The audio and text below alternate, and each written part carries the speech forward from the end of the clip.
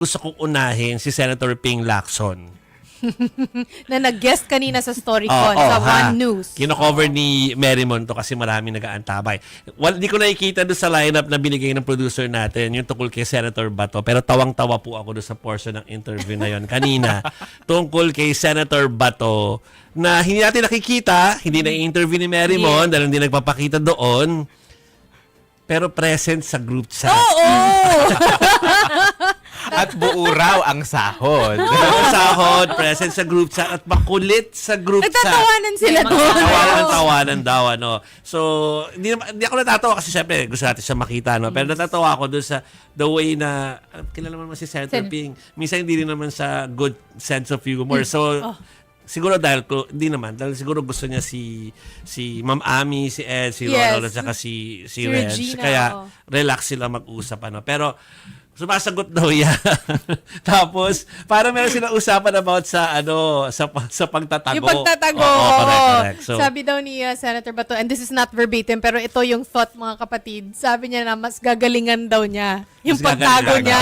Kasi kinamusta sa ni Compared kay Senator Ping. Kinamusta sa ni Senator Ping, kamusta ka na dyan? Or something. 2 Kung weeks, nasaan ka 3 man. weeks ago, kinumusta sa chat. Correct. So, kinikwento yun, meron mo kayo na sa tatawanan itong mga anchors sa atin with Senator Ping.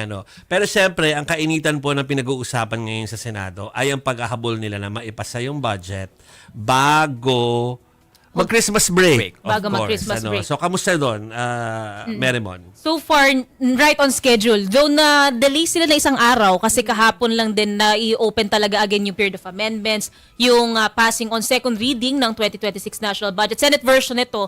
Pero right on schedule sila kasi Thursday plus 3 days para sa third reading. So sakto, December 9, Tuesday next week, ang pinakahabol nila, third reading yun. Tapos so far ang BICAM, according kay Senator Sherwin Gatchalian, Finance Committee Chair, December 11, 12, 13, BICAM. Yeah. Gagawin daw ito sa isang venue or establishment in Intramuros. Wala raw silang problema sa rent. Ang kailangan lang daw isipin nila doon is yung catering. So hopefully before or by December 29, pirmado na. So within those days, so mga December 16, yung ratification, yung pagpirma nung BICAM report, and then hopefully December 29. Live daw to, tama? Ilalive yun yung BICAM. Yes, ang Ila-live BICAM, stream.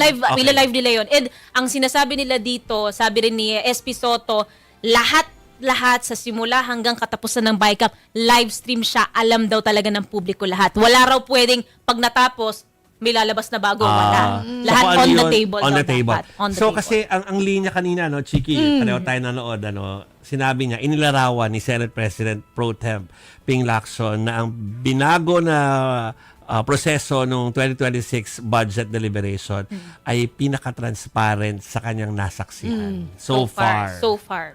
Kasi pagdating doon sa mga, for example, yung request ng agency. Well, at least sa Senate ang pinag-uusapan. For the Senate. Senate. Yung individual amendments, usually kasi binibigay lang to sa Finance Committee Chair, tapos lalabas na lang. Pero this time, ang nilinaw talaga nila, lalong-lalo na nung sa plenary floor, individual amendments, kada senador tatayo, ipapaliwanag, sasabihin. At pwedeng tanongin pa para ma-justify kung questionable pa.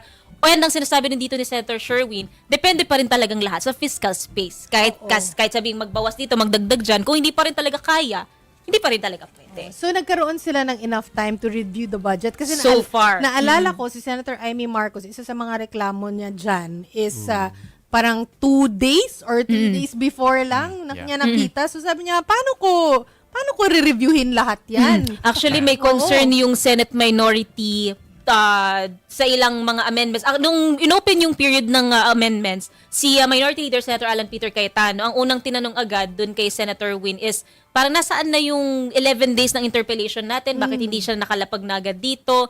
Though, ang naging okay naman na raw, sabi ni Sen Win, kaya ang ginawa nila, individual amendments, tayo sa floor, isa-isahin natin, linawin natin ang lahat. So, Yeah. so Okay. far.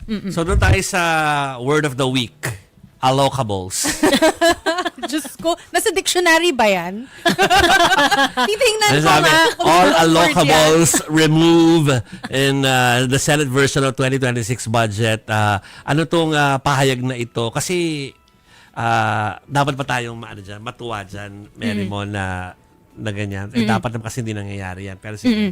Kasi pagdating dito, ang isa sa on the side of the Senate, yung sa mga unprogrammed funds, plus kung ano nga ba yung pwede pang iikot na pera compared kung saan magbabawas, magdadagdag. So far, okay naman. Pero nung in-approve on second reading, itong sina Senator Alan, si Senator Joel Villanueva, they voted no kasi.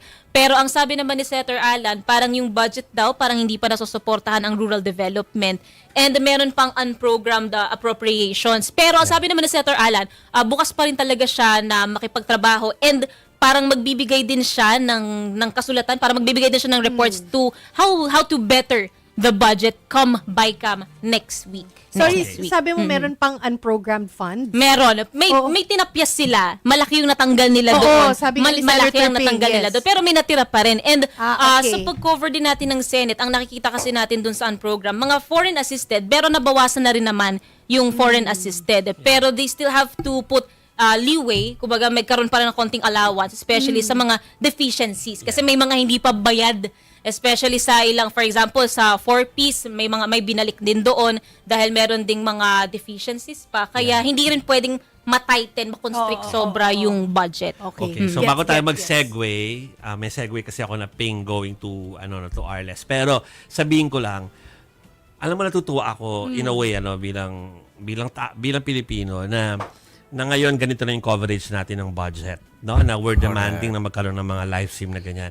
Kasi alam nyo, nung nag-cover ako siguro ng 8 taon sa lower house, tapos mga 4 or 5 taon sa Senate, parang laging malungkot ang Pasko namin. Hindi dahil sa malungkot Pasko namin kasi we're working on that. Kino-cover namin yun bilang media, yung mga budget deliberation. Walang interest tao dyan dati. Parang minsan nilalaban mo pa sa producer mo na please gamitin nyo naman Parang itong story ako. boring kasi. Kasi boring numbers, pero isipin nyo, dahil nga hindi natin gusto masyado pag-usapan dati or panoorin, nalusutan tayo ng kanilang systemic stealing of our money. So mabuti na ganito tayo. Mas nagkaroon ng pake rin ng tao ngayon. So does this Okay. mean mas mababantayan natin sino yung mga proponent ba, yung mga insertion, ganyan? Yeah. Mas Mabuti. ito yung kailangan na And wala nang sinisigaw small ng committee. taong Ayaw ni na SP Soto ng ganun. Wala Yes, na raw yes, small Wala committee na. So talaga. full